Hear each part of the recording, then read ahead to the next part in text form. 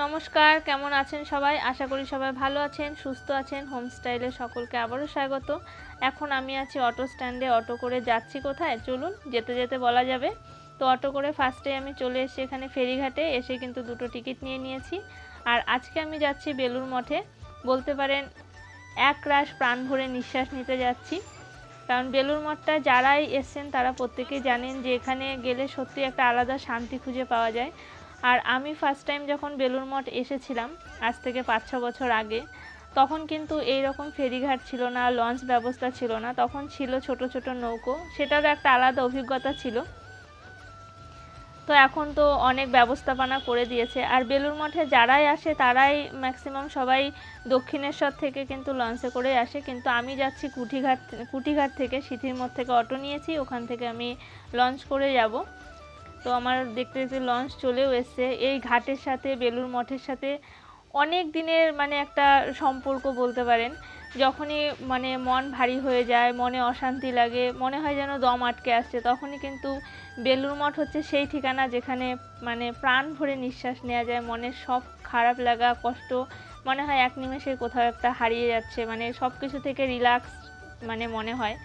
তো এই যে লঞ্চের যে সিটগুলো দেখছেন, এটা তো আমি এবার এসে একটু দেখছি অন্যরকম হয়ে গেছে, এরকমটা ছিল না। তো আমি বেশ কয়েকদিন পরেই আসলাম, কয়েক মাস পরে এসেছি। তো এসে দেখলাম এটাও চেঞ্জ হয়ে গেছে।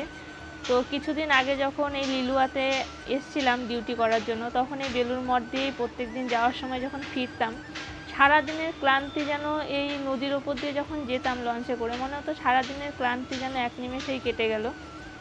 নদীপথটা এরকমই, এত সুন্দর পরিবেশ আর কি, এত সুন্দর হাওয়া নদীর। তো সত্যি কথা, এক নিমেষে ক্লান্তি দূর হয়ে যাওয়ার মতন। তো আমাদের লঞ্চও ছেড়ে দিয়েছে। আর বেলুড় মঠে যারা আসবেন, বিশেষ করে যারা বেলুড় মঠ থেকে প্রসাদ গ্রহণ করতে চাইছেন, তারা কিন্তু অবশ্যই ভীষণ সকাল সকাল আসবেন। কারণ সকাল 10টা থেকে 10:30টার মধ্যে কিন্তু কুপন খাবারের যে কুপনটা সেটা কিন্তু দেয়া হয়ে যায়। তো এসে কালেক্ট করে নেবেন কুপনটা। আর 11:30-12টার মধ্যে কিন্তু প্রসাদ কিন্তু দেয়া কিন্তু স্টার্ট করে দেয়।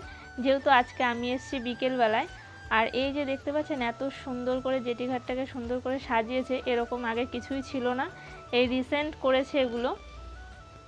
তো সময় দেখতে দেখতে কোথা দিয়ে পার হয়ে যায়, এটাই হচ্ছে তার জলজন্ত প্রমাণ যে দেখতে দেখতে এতগুলো বছর পার হয়ে গেল। সেই প্রথম দিন বেলুড় মঠে আসা আর আজকের বেলুড় মঠে আসা, মাঝেও অনেকবার এসেছি। তবে যখন এসেছি তখন আর সেইভাবে ব্লগ করে আপনাদের সাথে শেয়ার করা হয়নি, তার কারণ তখন আমার ইউটিউব চ্যানেল ছিল না। তো আজকে যখন ইউটিউব চ্যানেল আছে, আপনারা আমার এতজন সদস্য আছেন পরিবারে, তো মনে হলো আজকের বিকেলটা আপনাদের সাথে একটু শেয়ার না করলে কি হয়। তো সেই কারণেই আজকের ব্লগটা করা। আর বেলুড় মঠে কিন্তু টাইমিং চেঞ্জ হয়, চেঞ্জ বলতে অক্টোবর থেকে একটু টাইমটা চেঞ্জ হয়ে যায়, ওপেনিং বিকেলের টাইমটা বিশেষ করে। এটা কিন্তু 4টে থেকে 8:30 অবধি খোলা থাকে অক্টোবরের পর। আর ওদিকে গরমের দিনে কিন্তু 4টে থেকে 9টা অবধি খোলা থাকে। আর এই যে দেখতে পাচ্ছেন ওই সাইডে যে নদীর ধারটা যেখানে ছোট ছোট মন্দিরগুলো রয়েছে, ওগুলো আজকে আর দেখবো না। কারণ আজকে মেন বেলুড় মঠে এসছি আরতি দেখতে, আর একটু মিউজিয়ামটা ঘুরবো। কারণ মাকে এর আগে যখন নিয়েছিলাম তখন মিউজিয়াম ঘোরানো হয়নি। তো ভাবলাম আজকে যাচ্ছি যখন একটু মিউজিয়ামটা ঘুরিয়ে দেখি। তো সেই কারণেই আসবো মন্দিরে পরে। এটা হচ্ছে মেন মন্দিরটা। এবার মেন মন্দিরটা ছাড়িয়ে যাওয়ার পরেই কিন্তু বাঁ হাতে পড়বে হচ্ছে গ্রন্থাগার।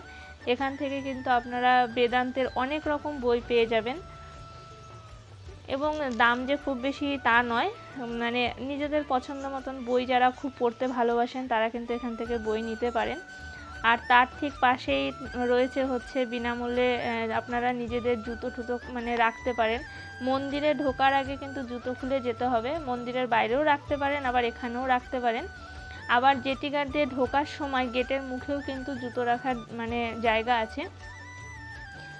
আর একটু এগিয়ে গেলেই এই যে দেখা যাচ্ছে, এখানেই যাব। এখানে কিন্তু অনেক কিছু দেখার আছে, রামকৃষ্ণদেব, সারদা মা, স্বামী বিবেকানন্দর অনেক কিছু রয়েছে এখানে দেখার মতো।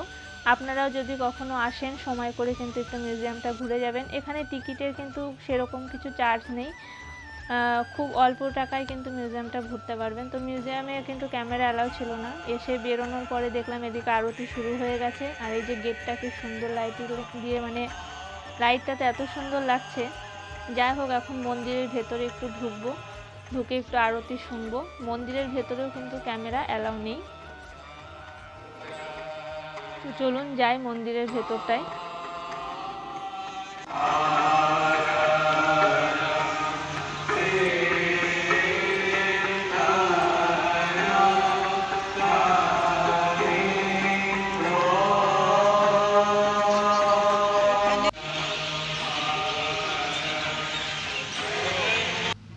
তো মন্দিরের আরতি শেষ, বেরিয়ে এলাম। এবার কিন্তু রুমের দিকে ফেরা। বেলুড় মঠে আসলে যেটা আমার ভীষণভাবে মনে পড়ে সেটা হচ্ছে স্টুডেন্ট লাইফের সেই স্মৃতিগুলো।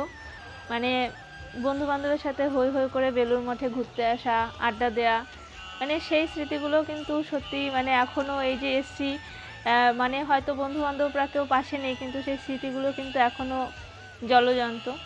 যাই হোক, জীবিত আছে, জীবিত থাকুক, স্মৃতি সর্বদাই জীবিতই থাকে। তো আজকেও একটা নতুন করে একটা স্মৃতি তৈরি হলো, সেটা আপনাদের সাথে শেয়ার করলাম। যারা মন্দির, অনেক এখানে ছোট ছোট মন্দির আছে নদীর ধার দিয়ে, যারা দেখতে চাইছেন হাতে একটু সময় নিয়ে আসবেন। যেহেতু আমার বেলুড় মঠ খুব ভালো করে ঘোরা, সেই কারণে আর চারিদিকটা ঘুরিয়ে ঘুরিয়ে দেখানো সম্ভব নয় এইটুকু সময়ের ভেতরে।